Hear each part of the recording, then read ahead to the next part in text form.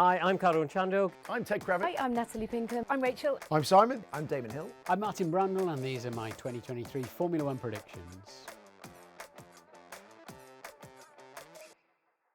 My prediction for world champion. That's a difficult one. Max Verstappen. It's Max Verstappen. Max Verstappen in the Red Bull. Max Verstappen, and by some margin as well. The Red Bull looks too fast. Max is in the form of his life, and I don't think anyone else will be able to get close to him on track this year.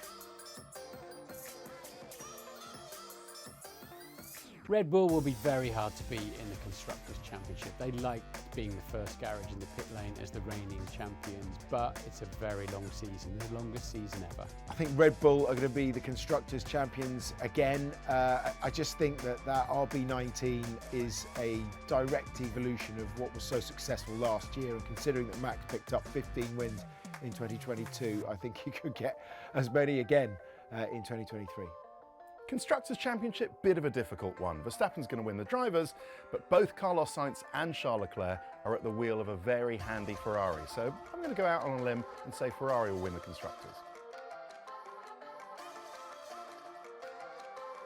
I think the surprise driver is an interesting question because, let's say Sergio Perez, could he beat Max Verstappen?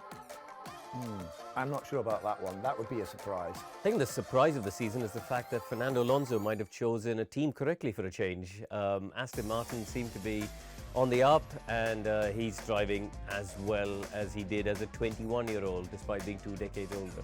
I think the surprise driver of the season will be Fernando Alonso, 41, turning 42 later this year, but I think you'll see him on some podiums this year. So I'm going to go a bit left field here with my surprise driver. I think it's going to be Logan Sargent, because I think that Williams are going to be stronger than anyone anticipates.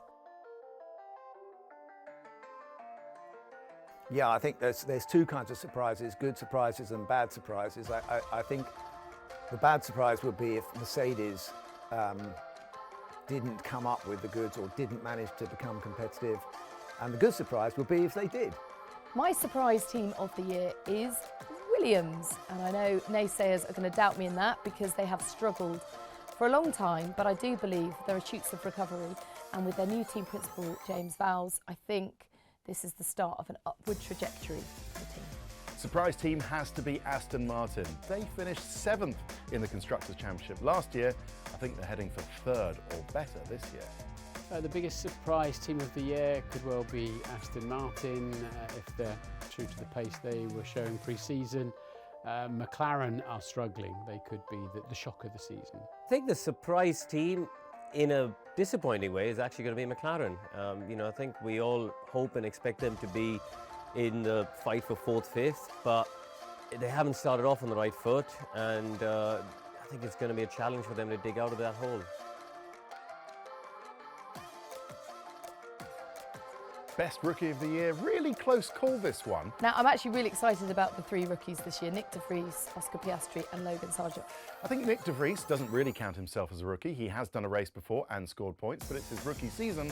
So the best rookie, I think, is most likely going to be Oscar Piastri. I think he's already shown good form, and I think he'll be excited about his prospects in Formula One, and he's got a great benchmark in Lando Norris, so let's see how he does against that.